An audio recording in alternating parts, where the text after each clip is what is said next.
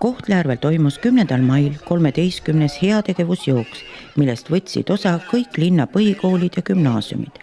Spordiüritus on muutunud palju ulatuslikumaks. Sellel aastal registreerus osavõtjateks 69 meeskonda, osalejate koguarvuga 552 jooksjat. Peale jooksu ametlikku avamist toimus soojendusjooks, millele järgnes erinevate vanusegruppide teatejooks. Kohtla-Järve linnavalitsuse kultuuri ja spordi peaspetsialist Kristiine Agu ütles, jooks omab noorte jaoks suurt tähtsust. Lisaks asjaolule, et füüsiline treening on tervisele kasulik, õpetab see jooks lastele ka empaatiat. See pole lihtsalt veel üks kehalise kasvatuse tund.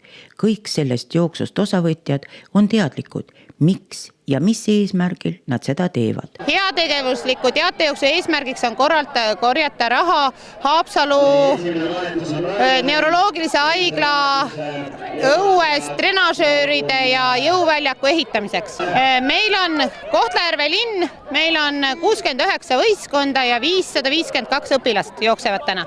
Ei, see ei ole tavaline kehalise kasvatuse tund, sellepärast, et meie eesmärk on see, et lapsed saaksid teada, et nad jooksevad heategevuslikku. Nad annetavad, kes kui palju oma südametunnistuse järgi ja ma arvan, et kõik kehalise õpetajad koolis, kui panevad võistkondi kokku, selgitavad, mille jaoks see toimub ja miks on seda vaja.